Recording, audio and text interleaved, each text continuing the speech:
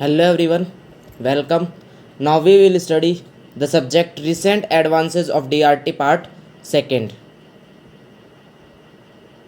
Recent advances में अपना topic चल रहा था एमआरआई मैग्नेटिक रेजोनेंस इमेजिंग।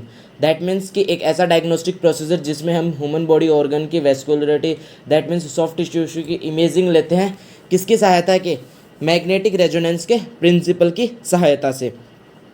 तो इस प्रोसीजर के बारे में हमने लास्ट लेक्चर्स में बहुत अच्छे से डिस्कस किया था। अब इसके कुछ एप्लीकेशंस हैं, दो छोटे छोटे प्रोसीजर जो रह गए थे वो आज हम इसके डिस्कस करेंगे। दैट मीन्स कि जिस तरीके से फॉर एग्ज़ाम्पल अपन एग्ज़ाम्पल लेके चलते हैं कि आपका क्या होता है कि अपन डायग्नोस्टिक प्रोसीजर करते हैं अपनी रेडियोलॉजी डिपार्टमेंट में एक्सरे, ठीक है। वहाँ पे अपने पास जो सोर्स होता है दैट मीन्स रेडिएशन का जो सोर्स होता है वहाँ पे अपन एक्सरेज काम में लेते हैं, ठीक है। अब एक्सरेज से काम में लेके हम वहाँ पे ऑब्वियस सी बात है फ्लोरोस्कोपी भी करते हैं, मेमोग्राफी भी करते हैं, नॉर्मल एक्सरे भी करते हैं। दैट मीन्स और एक्सरे में भी अपने क्या होता है कि अलग अलग प्रोसीजर होते हैं, वो भी किस पे डिपेंड करते हैं, बॉडी ऑर्गन पे या फिर बॉडी पार्ट पे। दैट मीन्स कि बॉडी पार्ट के अकॉर्डिंग अलग अलग प्रोसीजर होते हैं। इसी प्रकार से अगर अपन बात करें अल्ट्रासोनोग्राफी की, ठीक है, या फिर सीटी की, तो वहाँ पे भी अपने क्या होता है कि बॉडी ऑर्गन, या फिर अगर अपन बात करें कॉन्ट्रास्ट मीडिया जैसे अपन काम में लेते हैं तो अपनी नॉर्मल एक्सरे के अंदर स्पेशल रेडियोग्राफी आ जाती है, फ्लोरोस्कोपी की मशीन अपन काम में लेने लग जाते हैं। सिटी की बात की जाए तो फिर कॉन्ट्रास्ट सिटी आ जाती है। इसी तरीके से अपनी सोनोग्राफी होती है। दैट मीन्स बॉडी पार्ट के अकॉर्डिंग अलग अलग प्रोसेस है। तो सेम बात दैट मीन्स इसी से रिलेटेड हम बात करेंगे एमआरआई की, मैग्नेटिक रेजोनेंस इमेजिंग की।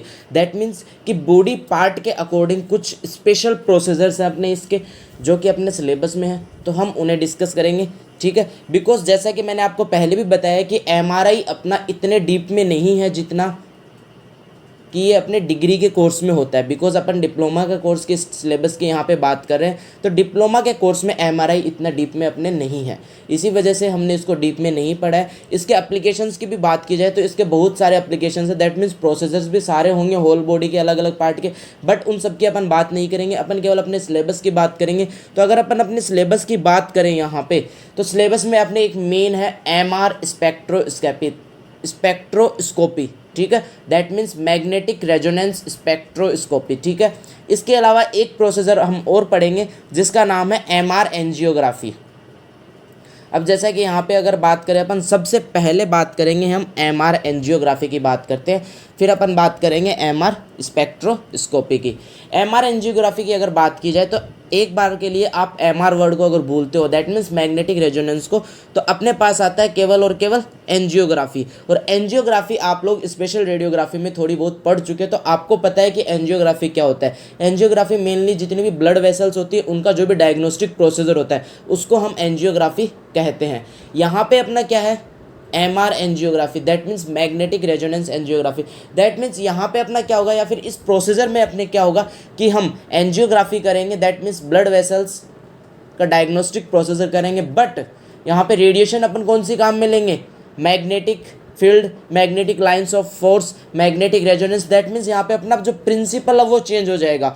जो अपनी नॉर्मल एंजियोग्राफी होती है, कॉन्ट्रास्ट एंजियोग्राफी, जिसके अंदर अपन क्या करते हैं, कॉन्ट्रास्ट काम में लेते हैं और अपन फ्लोरोस्कोपी यूनिट काम में लेते हैं। That means continuous X-ray beam वहाँ पे काम में लेते हैं। बट यहाँ पे अपन एक्सरे बीम काम में नहीं लेंगे, ना कोई अल्ट्रासाउंड बीम काम में लेंगे।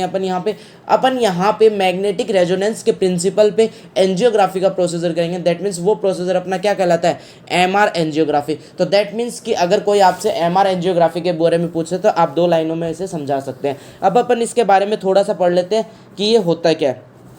MRI is the versatile and useful modality to provide diagnostic information. इन्होंने बात की है MRI की, मैग्नेटिक रेजोनेंस इमेजिंग की, दैट जो आपका मैग्नेटिक रेजोनेंस इमेजिंग है ये एक वर्सेटाइल और एक यूजफुल मॉडलिटी है। दैट मीन्स अच्छा सिस्टम है जिसके अंदर अपन क्या कर सकते हैं, दैट मीन्स इससे क्या होता है कि जो इमेजेस होती है वो बहुत जो सॉफ्ट टिश्यू है उसके बारे में अपन ज़्यादा से ज़्यादा डाटा यहाँ पे ले सकते हैं। इसीलिए जो आपकी अब क्या होता है कि जब कोई भी अपनी बॉडी के अंदर अपनी डिजीज़ कंडीशन होती है, तो ऐसी डिजीज़ कंडीशन जो कि अपनी नॉर्मल सॉफ्ट टिश्यू की, फॉर एग्जांपल जो सिटी में भी नहीं पता चल रही है या फिर आपको एक्सरे में भी नहीं पता चल रही है, आपको पता है कि एक्सरे में भी हम सॉफ्ट टिश्यू देख लेते हैं, ठीक है, नहीं पता चलता, तो लास्ट एंड फाइनल अपने पास कौन सा प्रोसीजर बचता है, एमआरआई बचता है, बिकॉज एमआरआई एक मोस्ट एडवांटेजियस प्रोसीजर है, मोडिलिटी एडवांटेजियस मोडिलिटी है, जिसके अंदर सारी की सारी डिटेल्स आपको मिल जाती हैं, ठीक है।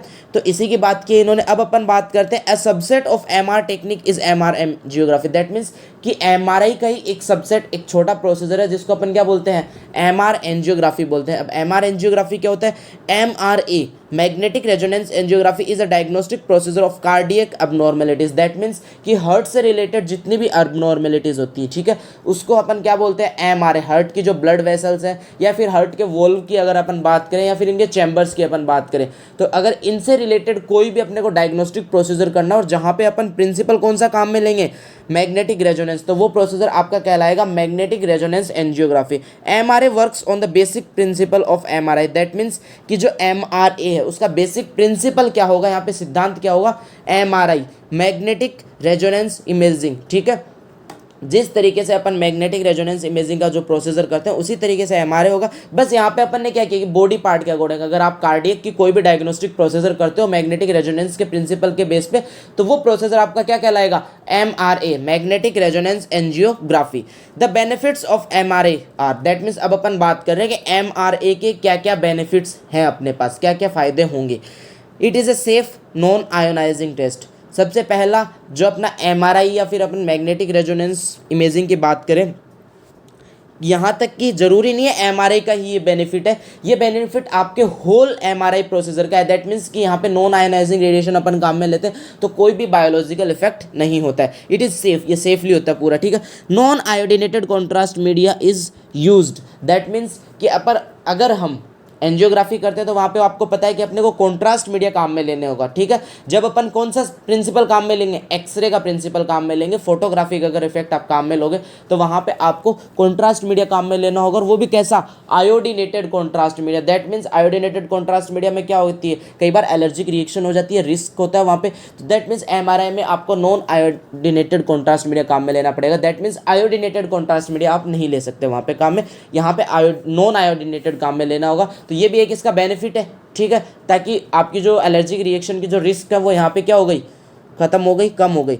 Non intra arterial catheterization is required, that means कि अपन नॉर्मल एंजियोग्राफी में क्या करते हैं, कैथेटराइजेशन करते हैं, ठीक है। दैट मीन्स कैथेटर इंसर्ट किया जाता है पहले ब्लड वेसल्स में ताकि उनके थ्रू हम कॉन्ट्रास्ट मीडिया इंजेक्ट कर सकें, बट यहाँ पे ऐसा नहीं करना होगा आपको। दैट मीन्स कि एमआर एंजियोग्राफी में अपने को कोई भी कैथेटर ब्लड वेसल्स में इंसर्ट नहीं करना पड़ता है। अब इसकी इमेजिंग की अगर अपन बात करें तो इमेजिंग में क्या क्या मिलता है आपको, it provide vascular anatomy information like blood velocity, volume, flow rate etcetera. That means कि ब्लड वेसल्स की या फिर उनकी जो, दैट मीन्स कि जो आपकी ब्लड वेसल्स के अंदर जो ब्लड फ्लो हो रहा है उसकी velocity, blood flow, volume, flow rate, इन सब के बारे में आपको दैट मीन्स एक ही प्रोसीजर में पता चल जाता है। It provide information regarding diffusion and perfusion, diffusion और परफ्यूजन के रिगार्डिंग जो भी इन्फॉर्मेशन होती है वो भी आपको यहाँ पे मिल जाती है।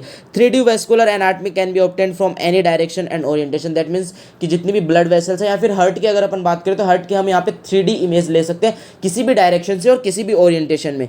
ये अपन ने बात की थी एमआरआई के अंदर, एमआरआई के एडवांटेजेस के अंदर कि हम यहाँ पे डायरेक्ट कोरोनल, सोजाइटल, ट्रांसवर्स सारी इमेजेस ले सकते हैं। तो वही बात है यहाँ पे कि किसी भी डायरेक्शन से हम कोई भी इमेज ले सकते हैं किसी भी ओरिएंटेशन में। Vascular signal are not attenuated by the bone और other overlying structure, that means कि अगर आप हार्ट की यहाँ पे क्या कर रहे हो, स्ट्रक्चर ले रहे हो या फिर हार्ट की इमेज आप देख रहे हो, तो वहाँ पे अगर अपन एग्जाम्पल पे बात करें तो जो भी वेस्कुलर सिग्नल्स है वो कभी भी आपके अफेक्टेड नहीं होते, किससे, बोनी पार्ट से या फिर एयर से। दैट मीन्स अगर अपन हार्ट की बात करें तो हार्ट के चारों तरफ रिब्स आती हैं, तो रिब्स से कोई भी इफेक्ट नहीं होगा, आपको एकदम क्लियर विजिबल इमेज मिलेगी यहाँ पे हार्ट की, और वो भी 3D, हर डायरेक्शन से, हर ओरिएंटेशन से, ठीक है। तो ये इसके क्या हो गए, एडवांटेजेस हो गए, दैट मीन्स बेनिफिट्स हुए किसके, MR angiography, that means magnetic resonance angiography.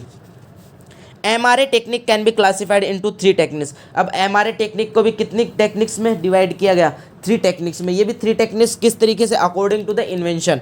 First phase contrast similar to the conventional angiography, phase contrast होती है वो आपकी सिमिलर होती है कन्वेंशनल एंजियोग्राफी के। Contrast enhanced MRI, recent developed technique जो कि अभी डेवलप्ड किए गए। Time of flight, by this technique we can evaluate flowing blood velocity and stationary tissues. That means कि ये जो थर्ड टेक्निक है जिसका नाम है टाइम ऑफ फ्लाइट, इसके अकॉर्डिंग हम क्या कर सकते हैं, ब्लड की velocity, stationary tissues, that means इन सब के बारे में अपन यहाँ पे पता लगा सकते हैं। अब अगर इनकी बात की जाए कि डिटेल में ये चीज़ें क्या होती हैं, तो वही बात मैं दोबारा से कहूँगा कि अपने सिलेबस में इतना डिटेल में नहीं है कि अपन इनको डिस्कस करें, ठीक है। अब अपन बात करते हैं इसके लिमिटेशंस की। लिमिटेशंस क्या है, दैट मीन्स डिसएडवांटेज क्या है। तो डिसएडवांटेज यही है आपका कि जो एमआरआई का होता है, एमआरआई में डिसएडवांटेज क्या है, सबसे मेन मोशन अनशार्पनेस सबसे ज़्यादा आपको देखने को मिलती है। दैट मीन्स अगर पेशेंट थोड़ा सा भी मूव कर जाता है तो वही चीज़ आपको यहाँ पे देखने मिलेगी। या फिर अपन अगर बात करें कि जितने भी आपके डिसएडवांटेज एमआरआई के थे वो सारे डिसएडवांटेज इसके होंगे। फॉर एग्जाम्पल हॉरिबल साउंड आना, हर कोई पेशेंट इसको करा नहीं सकता, एक्सपेंसिव होती है, तो ये सारी चीज़ें हम इसके अंदर लग सकते हैं। बिकॉज जो एमआरआई के डिसएडवांटेज होंगे वही डिसएडवांटेज आपकी किसके होंगे, एमआरए, मैग्नेटिक रेजोनेंस एंजियोग्राफी।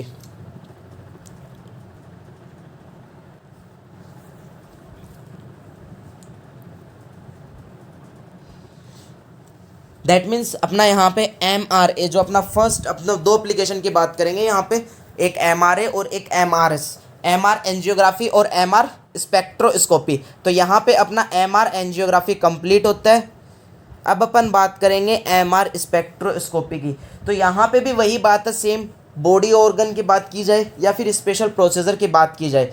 जैसा कि अपना एमआर एंजियोग्राफी में angiography that means blood vessels या फिर कार्डियक अबनॉर्मेलिटी से रिलेटेड जो भी प्रोसीजर था, बेसिक प्रिंसिपल अपन ने काम में लिया एमआरआई का। सेम वही कंडीशन अपनी मिलेगी आपको एमआरएस में, मैग्नेटिक रेजोनेंस स्पेक्ट्रोस्कोपी। अब स्पेक्ट्रोस्कोपी किसके लिए किया जाता है ये थोड़ा सा इंपॉर्टेंट है। दैट मीन्स यहाँ पे क्या होगा कि ब्रेन के जितने भी मेटाबोलाइट्स, टिश्यूज़, फ्लूइड्स, केमिकल्स जितने भी हैं उन सब का डायग्नोसिस करना, ठीक है। दैट मीन्स ये आपका जो एमआरएस जो प्रोसीजर है वो किससे रिलेट करता है, ब्रेन से रिलेट करता है, ठीक है। ब्रेन का अपन कोई भी डायग्नोस्टिक प्रोसीजर कर रहे हैं, ठीक है, और अपन दैट मीन्स अपना जो बेसिक प्रिंसिपल है वहाँ पे वो क्या होगा, एमआरआई का होगा। बट यहाँ पे एक छोटा सा डिफरेंस है कि जो एमआर एंजियोग्राफी था या फिर अपने जो नॉर्मल एमआरआई के जो इमेजेस हैं, डायग्नोस्टिक प्रोसीजर, उसमें आपको क्या मिलता है कि आप कोई भी टिश्यू या फिर किसी भी बॉडी ऑर्गन का अगर आप डायग्नोस्टिक प्रोसीजर कर रहे हो तो वहाँ पे आपको उसकी इमेज विजिबल होती है। बट एमआर स्पेक्ट्रोस्कोपी में ऐसा नहीं होता है। एमआर स्पेक्ट्रोस्कोपी में क्या होता है कि एमआरआई के दैट मीन्स एमआरआई के प्रिंसिपल पे हम काम करते हैं, बट यहाँ पे इमेज नहीं बनती है। यहाँ पे क्या बनता है कि जितने भी केमिकल चेंजेस हुए हैं, ऑब्वियसली बात है कुछ अबनॉर्मेलिटी मिली, तो यहाँ पे उनका ग्राफ बनाया जाता है। अब ये ग्राफ बनाता कौन है, ये चीज़ ये होता है कंप्यूटर सॉफ्टवेयर का काम, ठीक है। कंप्यूटर का जो सॉफ्टवेयर है वो ये चीज़ें करता है। वो यहाँ पे क्या करता है कि इमेजेस नहीं बनाता, वो क्या बनाता है, ग्राफ्स बनाता है। और फिर उन ग्राफ को किसी नॉर्मल, ठीक है, या फिर जो नॉर्मल ब्रेन के जो वैल्यूज़ होती हैं या फिर जो नॉर्मल ब्रेन के मेटाबोलाइट्स का जो ग्राफ होता है उससे मैच किया जाता है। मैच करने के बाद में हमें पता लगता है कि कहाँ पे अबनॉर्मेलिटीज़ और कितनी अबनॉर्मेलिटीज़ है। दैट मीन्स यहाँ पे डिफरेंस केवल एक ही है कि आपको इमेज नहीं विजिबल, एमआर स्पेक्ट्रोस्कोपी के अंदर ग्राफ इंपॉर्टेंट होता है। दैट मीन्स इमेज विजिबल होती है, बट यहाँ पे अगर अपन बात करें एमआर स्पेक्ट्रोस्कोपी की तो यहाँ पे रिप्रेजेंटेशन ग्राफ में ही किया जाता है। अब अपन बात करते हैं एमआर स्पेक्ट्रोस्कोपी एमआरएस की। Magnetic resonance spectroscopy MRS is a non invasive diagnostic procedure for measuring biochemical changes in the brain, specially the presence of tumours. That means कि ब्रेन में कोई भी बायोकेमिकल चेंजेस हो रहे हैं उन सब को मेज़र करने के लिए, ठीक है, हम मैग्नेटिक रेजोनेंस की सहायता लेते हैं। और ये है एक non invasive diagnostic procedure. That means यहाँ पे कोई भी सर्जरी अपन नहीं करते। Non invasive that means non surgical, specially the presence of tumours. That means ज़्यादातर किसके लिए किया जाता है ये प्रोसीजर, ट्यूमर्स का पता लगाने के लिए किया जाता है। While magnetic resonance imaging MRI identifies the anatomical location of the tumor, MR spectroscopy compare the chemical composition of normal brain tissue with abnormal tumor tissue. That means कि सबसे पहले अपन क्या करेंगे, magnetic resonance imaging normal MRI का अपना क्या करेंगे, principal imaging diagnostic procedure करेंगे। उसके अकॉर्डिंग अपने को क्या पता चला कि ब्रेन में ट्यूमर है। अब अपने को क्या पता करना है, उस ट्यूमर की ग्रेड के बारे में पता करना है, ठीक है, वो कितना सीवियर है, क्या क्या केमिकल चेंजेस हो रहे हैं। तो उसके लिए अपन फिर कौन सा प्रोसीजर करते हैं, एमआर स्पेक्ट्रोस्कोपी करते हैं। अब एमआर स्पेक्ट्रोस्कोपी से क्या होगा कि जो भी केमिकल कंपोजिशन उस ट्यूमर में है उसके केमिकल कंपोजिशन को हम नॉर्मल ब्रेन या फिर जो भी आपका नॉर्मल ब्रेन टिश्यू है उससे हम उसको क्या करेंगे, कंपेयर करेंगे, ठीक है, जिससे हमें क्या पता चल सके, ट्यूमर की ग्रेडिंग के बारे में या फिर ट्यूमर के नेचर के बारे में अपने को पता चल सके। This test can also be used to detect tissue changes in stroke and epilepsy. That means ये टेस्ट हम कब करते हैं ज़्यादातर कि टिश्यू के अंदर कोई चेंजेस हो गया या फिर कोई केमिकल कंपोजिशन है उसमें चेंज हो गया, या फिर कई बार जैसे कि इन्होंने बात किया है कि tissue changes in stroke and epilepsy. Stroke क्या होता है, जब ब्रेन की जो ब्लड सप्लाई है वो रुक जाए, ब्रेन की अगर ब्लड सप्लाई जो रुक जाती है उसको अपन बोलते हैं स्ट्रोक। और एपिलेप्सी कि ब्रेन की जो नर्व सप्लाई है, अगर नर्व सप्लाई कहीं पे डैमेज हो जाती है या फिर नर्व सप्लाई में ब्लॉकेज हो जाता है, रुक जाती है, तो उस कंडीशन को अपन बोलते हैं एपिलेप्सी। तो दैट मीन्स इन कंडीशंस को मेजर करने के लिए, डायग्नोस करने के लिए हम ये प्रोसीजर करते हैं। The test is performed using an MRI scanner. और ये टेस्ट हम किसके द्वारा करते हैं, दैट्स मीन्स एमआरआई स्कैनर से ही करते हैं। एमआरआई की जो मशीन होती है उसी से हम करते हैं ये सारी चीज़ें, बट दैट मीन्स प्रोसीजर थोड़ा सा अलग है, बाकी प्रिंसिपल वही है, चीज़ें वही हैं। बस यहाँ पे क्या होगा कि आपका जो कंप्यूटर सॉफ्टवेयर होगा, मशीन जो होगी, वो आपकी इमेजेस की बजाय आपको क्या देगी, ग्राफ देगी। दैट मीन्स ब्रेन के जितने भी केमिकल्स हैं, जितने भी मेटाबोलाइट्स हैं, उनके बारे में एक ग्राफ आपको मिलेगा। उस ग्राफ को आप नॉर्मल जो ब्रेन का जो ग्राफ होता है उससे उसको मैच करोगे।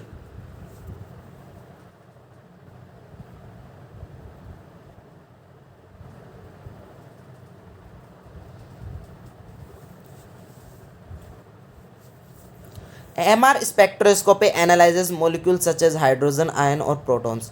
जैसा कि आपका एमआरआई में होता है, मैग्नेटिक रेजोनेंस इमेजिंग में होता है, आप किसके थ्रू करते हो, प्रोटॉन्स के थ्रू करते हो। प्रोटॉन्स मेन इंपॉर्टेंट है, तो यहाँ पे भी ऑब्वियस सी बात है प्रोटॉन्स की सहायता से होगा। एमआर स्पेक्ट्रोस्कोपी क्या एनालाइज करेगा, मोलिक्यूल्स एनालाइज करेगा सच एज हाइड्रोजन, आयन और protons. Proton spectroscopy is more commonly use, ज़्यादातर प्रोटॉन्स को ही एनालाइज करता है। प्रोटॉन्स को जो एनालाइज करता है उसको अपन क्या बोलते हैं, प्रोटोन स्पेक्ट्रोस्कोपी बोलते हैं, ठीक है। देर आर सेवरल मेटाबोलाइट्स और product of metabolism that can be measured to differentiate between tumour types. That means कि ब्रेन के अंदर बहुत सारे मेटाबोलाइट्स होते हैं, केमिकल चेंजेस होते हैं, ठीक है। या फिर अपन बात करें मेटाबोलाइट्स पाए जाते हैं या फिर मेटाबॉलिज्म के प्रोडक्ट्स पाए जाते हैं, जिनको हम नॉर्मल ब्रेन के, दैट मीन्स उनको कंपेयर करते हैं, ठीक है। या अपन यहाँ पे बात कर रहे हैं, जो कुछ यहाँ पे अपन ने 7 से 8 मेटाबोलाइट्स के नाम दिए हैं, ये मेटाबोलाइट्स आपके ब्रेन में पाए जाते हैं और इनको हम कंपेयर करते हैं हमेशा, ठीक है। तो वो कौन कौन से हैं, amino acids, lipid, lactate, alanine, N acetyl aspartate, choline, creatine, myo inositol. That means कि ये 7 से 8 कुछ मेटाबोलाइट्स हैं या फिर प्रोडक्ट्स हैं मेटाबॉलिज्म के, जो कि अपने ब्रेन में पाए जाते हैं। और जब अपने ब्रेन में कोई भी ट्यूमर, दैट मीन्स ट्यूमर होता है या फिर ट्यूमर की प्रेजेंस पाई जाती है, तब ये मेटाबोलाइट्स का जो केमिकल कंपोजिशन है वो क्या हो जाता है, चेंज हो जाता है। तो ये जो केमिकल कंपोजिशन यहाँ पे जो चेंज हुआ है उसको हम क्या करते हैं कि नॉर्मल जो ब्रेन टिश्यू है या फिर जो नॉर्मल ब्रेन के जो केमिकल कंपोजिशन है उससे हम कंपेयर करते हैं। कंपेयर करने से क्या होगा कि अपने को जो ट्यूमर है उसकी सीवियरिटी या फिर ट्यूमर की जो ग्रेड है उसके बारे में यहाँ पे पता चलेगा। तो जैसा कि मैंने आपको स्टार्टिंग में बताया, मेनली दैट मीन्स कि ये प्रोसीजर जो है, ये जो ब्रेन का स्पेशल प्रोसीजर होता है और एमआर मैग्नेटिक रेजोनेंस के प्रिंसिपल पे हम इसको करते हैं। एमआरआई का स्कैनर ही हम यहाँ पे काम में लेते हैं, बट जो डिफरेंस है वो यही है कि हम यहाँ पे इमेजेस नहीं देखते हैं। दैट मीन्स रिप्रेजेंटेशन के लिए अपन यहाँ पे क्या काम में लेते हैं, ग्राफ काम में लेते हैं। अब ग्राफ में क्या होता है कि ये जो 9 मेटाबोलाइट्स की अपन ने बात की है, यहाँ पे 8 से 9 मेटाबोलाइट्स जो भी हैं, इनकी क्या बताई जाती है कि पीक लेवल, ठीक है, पीपीएम, पार्ट्स पर मिलियन के बारे में, कि पर मिलियन में इनके कितने पार्ट्स हैं इनके बारे में बताया जाता है, जिससे इनकी वैल्यूज़ के बारे में पता चलता है। तो अपने को यहाँ पे अपने पास नॉर्मल रेंज होती है कि यहाँ से यहाँ तक होना चाहिए, बट पता चला कि ये तो अब नॉर्मल है। तो इन चीज़ों को कंपेयर किया जाता है और कंपेयर करने के बाद में टिश्यू की ग्रेडिंग के, दैट मीन्स ट्यूमर की ग्रेडिंग के बारे में पता लगाया जाता है। The frequency of these metabolites is measured in units called parts per million and plotted on a graph as peak of varying height. That means कि ये जो मेटाबोलाइट्स अभी अपन ने बात की लास्ट स्लाइड में, जो भी मेटाबोलाइट्स थे, इन मेटाबोलाइट्स की क्या किया जाता है, फ्रीक्वेंसी को मेज़र किया जाता है। और फ्रीक्वेंसी को अपन कौन सी यूनिट में मेज़र करते हैं, यहाँ पे पार्ट्स पर मिलियन ppm में मेज़र करते हैं। और फिर मेज़र करने के बाद में उन वैल्यूज़ को एक ग्राफ पे प्लॉट किया जाता है और वहाँ पे ग्राफ पे अलग अलग आपको पीक वैल्यू मिलेंगे with varying height. That means उनके हाइट आपको चेंज मिलेगी, ठीक है, अलग अलग जगह पे अलग अलग हाइट मिलेगी। वेरिंग यानी बदलना। By measuring each metabolites ppm and comparing it to normal brain tissue, the neuroradiologist can determine the type of tissue present. That means कि जो भी ईच मेटाबोलाइट, हर एक मेटाबोलाइट्स की जो ppm है उसको अपन मेज़र करेंगे सबसे पहले, उसके बाद में उसको ग्राफ पे प्लॉट किया जाएगा। ये सारी चीज़ें कंप्यूटर सॉफ्टवेयर करेगा, ठीक है। ग्राफ पे प्लॉट करने के बाद में क्या होगा कि वो जो ग्राफ था उस ग्राफ को नॉर्मल ग्राफ से कंपेयर किया जाएगा। और कंपेयर कौन करेगा, neuro radiologist. That means neurologist भी कर सकता है, रेडियोलॉजिस्ट भी करता है, या फिर कोई ऐसा आपका जो प्रोफेशन है जिसमें दोनों आते हो तो वो न्यूरो रेडियोलॉजिस्ट। दैट मीन्स वो ये चीज़ें क्या करेगा, उनको कंपेयर करेगा। और कंपेयर करने के बाद में वो डिटरमाइन करेगा कि कौन से प्रकार का टिश्यू यहाँ पे प्रेजेंट है। दैट मीन्स ट्यूमर की ग्रेडिंग क्या है, ट्यूमर किस प्रकार का है, ट्यूमर में कौन सा यहाँ पे दैट मीन्स ग्रोथ हो रही है, अब नॉर्मल ग्रोथ कौन सी हो रही है, कौन सी चीज़ें बढ़ रही हैं, कौन सी चीज़ें कम हो रही हैं, कौन सी सेल का ग्रोथ ज़्यादा हो रहा है। तो ये सारी चीज़ें को पता कौन लगाएगा, न्यूरो रेडियोलॉजिस्ट लगाएगा। वो भी किसकी सहायता से, ग्राफ को कंपेयर करके। एक आपके पास में नॉर्मल ग्राफ होगा, दूसरा अबनॉर्मल होगा, ठीक है। और अबनॉर्मल में होगा क्या, जितने भी मेटाबोलाइट्स हैं उन सब मेटाबोलाइट्स की ppm की वैल्यूज़ होंगी। That means parts per million. That means उन मेटाबोलाइट्स की फ्रीक्वेंसी की वैल्यू आपको वहाँ पे मिलेगी।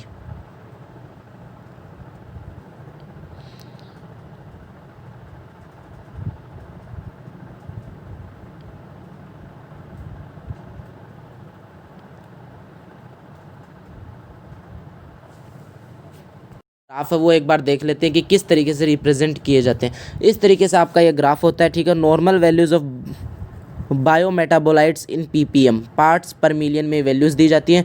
ये यहाँ पे जो mi की बात कर रहे हैं अपन, choline, creatinine, NAA, N acetyl aspartate, lipids, lactate, mi आपका क्या है, मायो आयोनिसिलेट। ये सब सारे क्या हैं, जितने भी मेटाबोलाइट्स हैं, जो अपन ने 7 से 8 मेटाबोलाइट्स की यहाँ पे बात की थी, वो मेटाबोलाइट्स हैं, उनकी ppm की वैल्यू इस तरीके से ग्राफ पे रिप्रेजेंट की जाती है। इसको आप नोटबुक में बना लें ताकि आगे आपको काम आए। दैट मीन्स जहाँ पे भी अगर MR स्पेक्ट्रोस्कोपी के बारे में पूछा जाएगा वहाँ पर आपको एक रिप्रेजेंटेटिव MRS बनाना होगा। इतना इम्पोर्टेंट यहाँ पे एक चीज़ ये इम्पोर्टेंट नहीं है कि जो कि NAA की वैल्यू अपनी यहाँ पे CR दैट मीन्स क्रिएटिनाइन से ज़्यादा ही होनी चाहिए, CHO से ज़्यादा होनी चाहिए, MI से दैट मीन्स मायो आयोनिसिलेट से ज़्यादा होनी चाहिए, लिपिड से। आपको एक नॉर्मल कर्व बनाना, रिप्रेजेंटेटिव बताना। रिप्रेजेंटेटिव का मतलब क्या है यहाँ पे, कि इस तरीके से हम इस ग्राफ को दर्शाते हैं, ठीक है।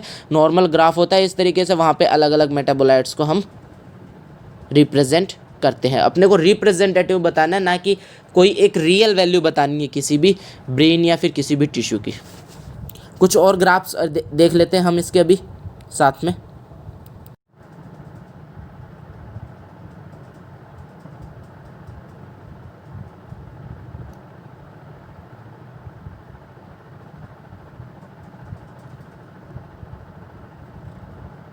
दैट मीन्स इसी तरीके से इनका रिप्रेजेंटेशन किया जाता है। अब अपन यहाँ पे कुछ क्वेश्चंस की बात करेंगे कि मतलब इस तरीके से अगर अपने क्वेश्चन आते हैं अपने को क्या लिखना है। Who perform the test, that means कि इन टेस्ट को परफॉर्म कौन करता है। तभी अपन ने बात की थी कि न्यूरो रेडियोलॉजिस्ट, दैट मीन्स तो यहाँ पे बात करेंगे अपन radiology technologist will perform the test in the MRI suite in a hospital radiology department और an outpatient imaging centre. That means कि ये प्रोसीजर करेगा कौन, रेडियोलॉजी टेक्नोलॉजिस्ट करेगा, जो कि MRI सूट में होगा। हॉस्पिटल रेडियोलॉजी या तो कहाँ पे कर सकता है, हॉस्पिटल के रेडियोलॉजी डिपार्टमेंट में कर सकता है, या फिर आउट पेशेंट इमेजिंग सेंटर, मतलब कि बाहर जो हॉस्पिटल से बाहर कोई भी जो इमेजिंग सेंटर्स होते हैं वहाँ पे ये प्रोसीजर किया जा सकता है। How should I prepare for the test, that means कि अगर फॉर एग्जाम्पल प्रिपरेशन, ये जो प्रोसीजर होता है इसके लिए क्या क्या प्रिपरेशन होनी चाहिए। अवॉइड कैफिनेटेड बेवरेजेस, कि अगर जो जिसका भी अपन प्रोसीजर कर रहे हैं उसको क्या हो, कैफिनेटेड जो भी बेवरेजेस है फॉर एग्जांपल कॉफ़ी टी वगैरह ये सब अवॉइड करनी है कुछ समय के लिए। Wear comfortable clothes since you will be lying still for about 30 minutes. लगभग 30 मिनट का प्रोसीजर होता है तो ऑब्वियसली बात है कि पेशेंट को कंफर्टेबल क्लोथ्स पहनाने हैं। Avoid wearing jewellery and metal and remove credit cards. For example आपको भी पता है कि मेटेलिक ऑब्जेक्ट्स अलाउ नहीं होती है अपनी मैग्नेटिक रेजोनेंस इमेजिंग के अंदर, बिकॉज यहाँ पे मैग्नेटिक फील्ड उत्पन्न होता है और मैग्नेटिक फील्ड के अंदर ये सबसे बड़ा इसका साइड इफेक्ट मान के चलें अपन या फिर डिसएडवांटेज है यहाँ पे कि गलती से भी अगर मेटेलिक की ऑब्जेक्ट चली जाती है तो बहुत बड़ा दैट मीन्स हादसा हो सकता है, एक्सीडेंट हो सकता है वहाँ पे। तो इनका सबसे ज़्यादा हमको ध्यान रखना है कि जिस भी पेशेंट का हम ये प्रोसीजर कर रहे हैं उसने कोई भी ज्वेलरी या फिर कोई भी मेटेलिक ऑब्जेक्ट्स ना पहन रखी हो या फिर उसके वॉलेट वगैरह में क्रेडिट कार्ड वगैरह नहीं हो, बिकॉज इनके अंदर मेटल की चिप्स वगैरह होती है, ये बहुत ज़्यादा हार्मफुल हो सकती है। दैट मीन्स मेटेलिक ऑब्जेक्ट्स वहाँ पे अपने को कोई भी नहीं रखनी है। तो ये कुछ चीज़ें हैं जो कि ध्यान में रखने होती हैं अपने को। अब अपन बात कर रहे हैं यहाँ पे दैट मीन्स इस प्रोसीजर के डिसएडवांटेज की बात कर सकते हैं, यहाँ पे रिस्क की बात कर सकते हैं कि अगर अपन एमआरएस करते हैं तो वहाँ पे क्या क्या रिस्क हो सकता है। तो इसके लिए एक चीज़ ध्यान में रखना सबसे ज़रूरी है कि एमआरएस जो अपन कर रहे हैं वो ऑब्वियस सी बात है एमआरआई के प्रिंसिपल पे कर रहे हैं, मैग्नेटिक रेजोनेंस इमेजिंग के प्रिंसिपल पे ही ये प्रोसीजर किया जाता है। तो जो डिसएडवांटेज या फिर जो रिस्क आपके मैग्नेटिक रेजोनेंस इमेजिंग के अंदर होंगे वही डिसएडवांटेज या फिर वही रिस्क आपको किस में देखने को मिलेंगी, एमआरएस में देखने को मिलेंगी। दैट मीन्स एमआर स्पेक्ट्रोस्कोपी के अंदर देखने को मिलेंगी।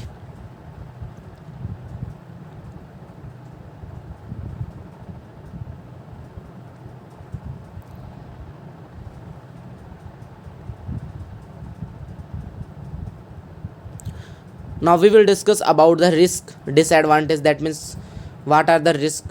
MRI और या फिर MRI and MR spectroscopy are very safe. वैसे देखा जाए तो ये प्रोसीजर सेफ है।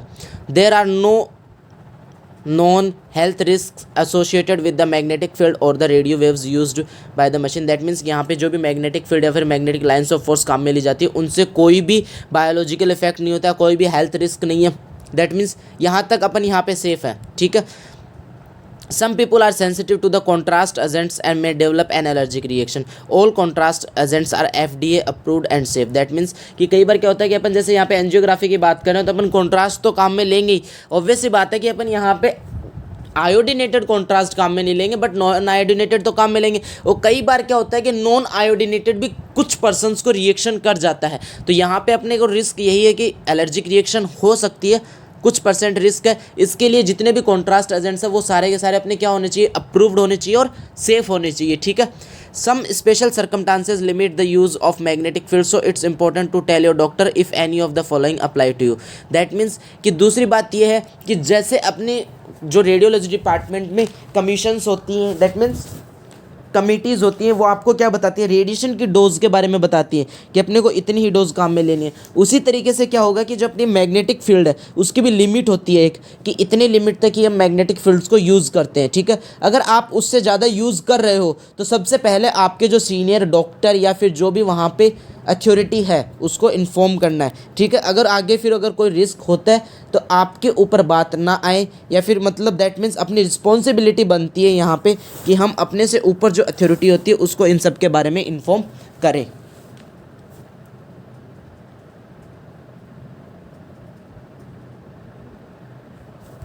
और बाकी के जो रिस्क होंगे वो आपके सेम होंगे जो आपके एमआरआई में होते हैं। फॉर एग्जांपल कार्डियक पेसमेकर और आर्टिफिशियल हार्ट वॉल, अगर ये चीज़ें हैं तो उस वक्त हम ये प्रोसीजर नहीं करेंगे। आपको पता है कि पेसमेकर मेटल का बना होता है, हार्ट के अंदर वॉल्व डले होते हैं वो भी मेटल्स के होते हैं। मेटल प्लेट, पिन और other metallic implant, intra uterine device, uterine that means कोई डिवाइस इम्प्लांटेड हो such as copper 7 IUD, insulin और other drug pump, aneurysm clips, previous gunshot wound, cochlear implant or other hearing devices, employment history as a metal worker, had metal in eye। ये एक चीज़ और यहाँ पे important है, employment history as a metal worker.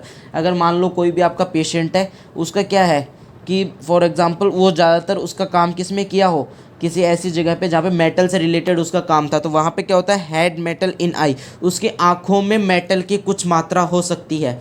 और अगर वहाँ पे मेटल की मात्रा हुई तो क्या होगा, वो जो आपकी मशीन है वो मेटल को अट्रैक्ट करेगी। यहाँ तक कि आपको जैसे कि मैंने बताया परमानेंट टैटू या फिर आईलाइनर, जो आपका परमानेंट टैटू होता है, ठीक है, उसमें भी आपको बता दूँ यूरेनियम की मात्रा होती है, ठीक है, यूरेनियम होता है, दैट मीन्स वहाँ पे भी मेटल प्रेजेंट होती है। अगर अपनी जो एमआरआई होती है वहाँ पे परमानेंट टैटू भी अलाउ नहीं होता। अगर परमानेंट टैटू किसी ने बना रखा है तो फिर अपन उस पेशेंट की एमआरआई नहीं कर सकते, बिकॉज वहाँ पे मेटल होती है, और मेटल होने से क्या होगा कि मैग्नेटिक फील्ड जैसे जनरेट होगा, मैग्नेटिक फील्ड से वो जो टैटू है वो टैटू उखड़ेगा, दैट मीन्स वहाँ पे हार्मफुल डैमेज हो सकता है, बहुत ज़्यादा रिस्क हो सकता है इन चीज़ों से।